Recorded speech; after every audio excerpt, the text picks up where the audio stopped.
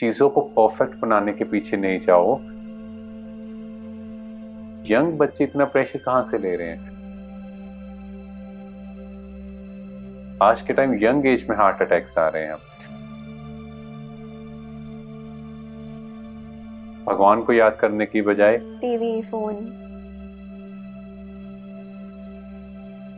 आपने मुझे इतने टाइम से ये बोला है, अब पेरेंट्स देख रहे हैं भाई।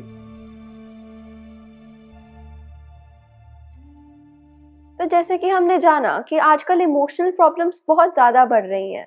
हम अपने इमोशंस को कंट्रोल नहीं कर पाते। हमने देखा है काफ़ी बच्चे आजकल इमोशनली एग्जॉस्टेड फील करते हैं।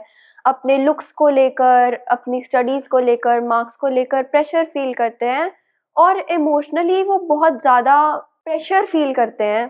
तो डॉक्टर हिमांशु, उस सिचुएशन में हमें क्या करना चाहिए? हम अपने इमोशंस को कैसे कंट्रोल करें? जी, Om Shanti. Om Shanti.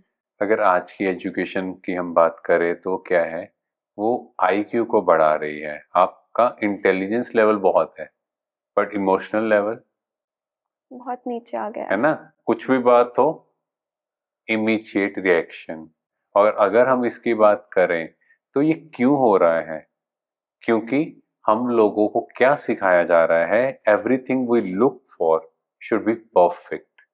We look for a perfect world. आसपास की चीजें परफेक्ट, हम भी परफेक्ट। और जैसे हम थोड़ी सी इम्परफेक्शन देखते हैं, थोड़ी सी चीज ऊपर नीचे देखते हैं, हमारे अकॉर्डिंग नहीं हुई, हम इमीडिएटली रिएक्ट करते हैं। बिकॉज हमारा इमोशनल माइंड वो एक्टिव हो रहा है, हमारा लॉजिकल माइंड वो डिस्टर्ब हो रहा है। कैसे?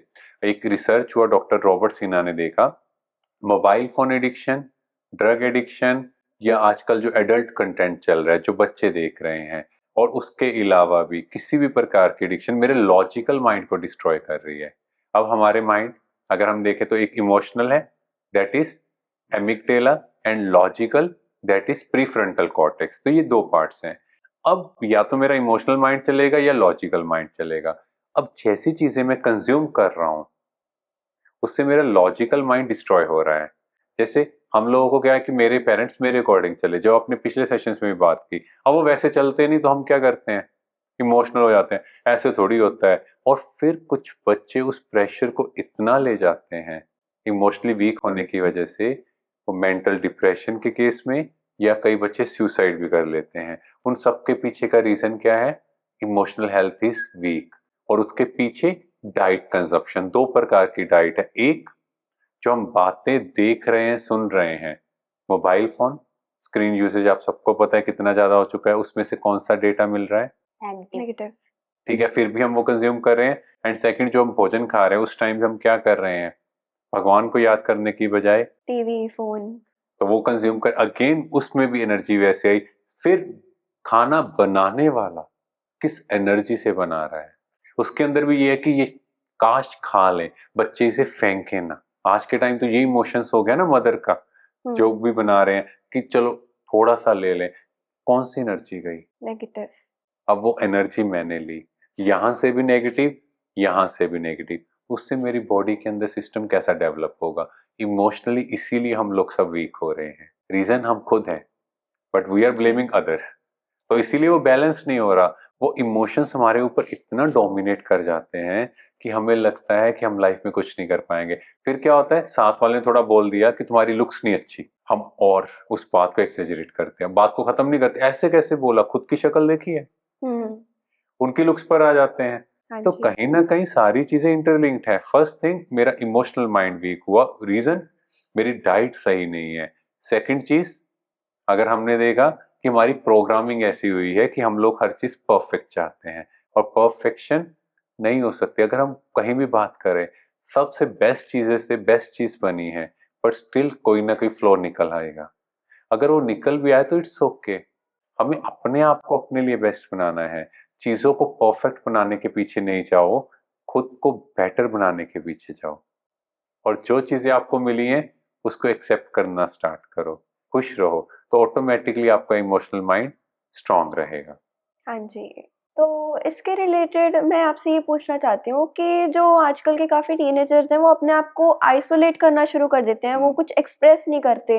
कि उनके दिमाग में क्या क्या चल रहा है, और वो yes. अपने अंदर भरते रहते हैं और वो भर के बहुत ज़्यादा इमोशनल हो जाते हैं। कई बार वो बिना बात के हँसने लगते हैं, तो उनका खुद पे कोई कंट्रोल नहीं रहता। हाँ जी। हाँ, इसका रीज़न क्या है, जैसे मान लो आपने मुझे कुछ कहा और मैंने वो बात सुनी, वो मुझे हर्ट की। हम क्या करते हैं, उस बात को प्रेस करते हैं, अंदर रखते हैं। 2 बार, 3 बार, 5 बार, वो बात बढ़ती गई, प्रेशर बढ़ता गया और एक दिन इमोशनल आउटबर्स्ट एकदम से ऐसे ब्लास्ट करेंगे। आपने मुझे इतने टाइम से ये बोला है।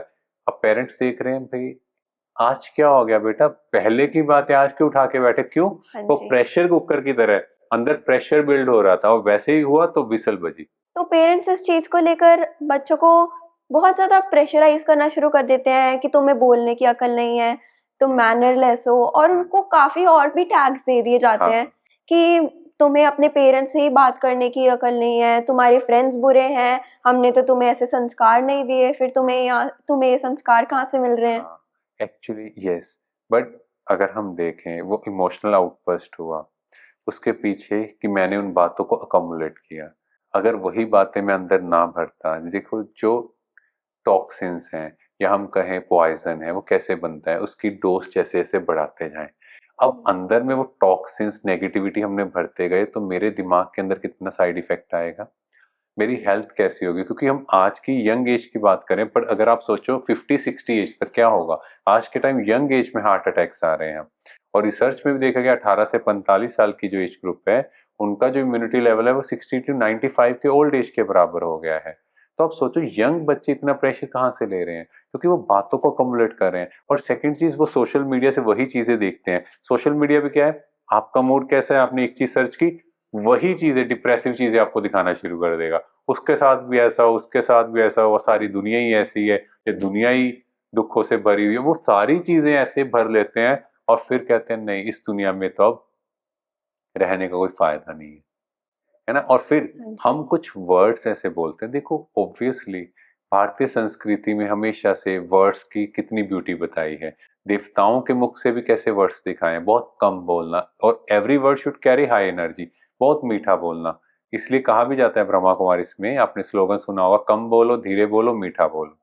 अब हाँ वो जी। सिचुएशन भी आई, हमने जो नेगेटिव बोला, वो पेरेंट्स को भी हर्ट कर रहा है। वही चीज़ हम पहले डिस्कस कर लेते और सेकंड चीज़ हम किसको रिप्रेजेंट कर रहे हैं? अगर हम बात करें हम कौन से कुल से हैं? देवी-देवता। यस, आदि सनातन देवी-देवता धर्म के। तो हमारा धर्म, हमारी भारतीय संस्कृति क्या सिखा रही है? कैसे शब्द हमें बोलने चाहिए? और हम बोल देते हैं, हम कहते हैं कि हमें पेरेंट्स टैग दे रहे हैं, बट हम देखें हमें कुछ भी हो, अपनी मर्यादा की लकीर को क्रॉस नहीं करना है। हाँ जैसे जी। हमने मर्यादा की लकीर को क्रॉस किया तो आपको पता है कि रावण बैठा है बाहर, वो उठा के ले गए। हाँ तो जी। इसीलिए हमने इन सारी चीज़ों को समझना, देखो भारतीय संस्कृति में इतने जो शास्त्र हैं, जो इतनी चीज़ें सिखाई गई हैं, उनको समझने के साथ-साथ वो प्रैक्टिकल लाइफ से भी रिलेटेड है, कि कुछ भी हो। आप देखो श्री राम जी और लक्ष्मण जी, दोनों का माइंडसेट में कितना फ़र्क था, एक ही फैमिली के थे। जैसे ही श्री राम को ये पता लगा कि कैकेयी माता ने उनके लिए वनवास माँगा है, तो भी उनके मन में क्या निकल रहा है? कैकेयी माता। और लक्ष्मण जी अपनी माता को कैकेयी बोलना स्टार्ट करते हैं और श्री राम ने कहा तुमने ऐसा बोला क्यों? हुँ। मतलब किसी भी बात में श्री राम ने अपनी मर्यादा को तोड़ा नहीं। और इवन वो जब जंगल में जा रहे थे, वनवास के लिए बढ़ रहे थे, तो उनके एक दोस्त ने भी उनको कहा कि आपकी माता ने ऐसा-ऐसा किया और कुछ गलत शब्द यूज़ किए। पर श्री राम जी ने उन्हें क्या कहा? तुम्हें मेरी फैमिली के बारे में बोलने का बिल्कुल राइट नहीं है। तुम मेरी माँ के बारे में ऐसा नहीं बोल सकते। सोचो, हाँ जी। ये है हमारी भारतीय संस्कृति और कहाँ हम बात कर रहे हैं, सोशल मीडिया पर डाल रहे हैं कि पेरेंट्स ऐसे हैं, वो ऐसे हैं। आपको देखना है कि हमें मर्यादा पुरुषोत्तम श्री राम से सीखना है या दुनिया में जो छोटे-छोटे बच्चे जिनको अभी चलना नहीं आया, जिनको अभी जीवन में कैसे जीना है, उनसे सीखना है। ना तो हाँ अपने जी। आदर्श को वाइसली चूज करो। जो आइडल्स हैं वो कौन होने चाहिए? श्री कृष्ण जी कैसी बात, कैसी परिस्थिति आई, क्या किया? हमेशा मुस्कुराते रहे। शिशुपाल की कितनी गलतियों को माफ किया? 100। अब सोचो ऐसी गलतियां की फिर भी रिएक्ट किया नहीं, मुस्कुराते रहे। तो हम भी अपने चेहरे पर खुशी रखें, वो बातें हैं, बोलने दो। हमारे वर्ड्स वो हमारे कुल को रिप्रेजेंट कर रहे हैं। हमें अपने कार्मिक अकाउंट को भी तो खराब नहीं करना। अगर मैंने गलत बोला, मेरा भी तो कार्मिक अकाउंट खराब होगा, अगले जन्म में फिर यही चीजें चलेंगी, तो इसी जन्म भी सारा हिसाब किताब चुकतू करके और हम भी अपने आप को स्वर्णिम दुनिया के लिए, सतयुग की दुनिया के लिए तैयार करें। हाँ जी। तो आज हमने जाना कि हम अपनी इमोशनल हेल्थ को कैसे बेटर कर सकते हैं। अपने खाने को लेकर हमें और ज़्यादा कॉन्शियस होना चाहिए। हमें देखना चाहिए हम क्या खा रहे हैं, कहाँ पे खा रहे हैं और उसके वाइब्रेशंस क्या हैं। तो हमें अपनी भारतीय संस्कृति से ये सीखना चाहिए कि हमें अपनी मर्यादा को कभी नहीं लांघना और हमें श्री राम को अपना आइडियल बनाना चाहिए, जिन्होंने कभी भी मर्यादा को नहीं तोड़ा और हम सबके लिए एक आइडियल लाइफ उन्होंने जी कर दिखाई। Thank you.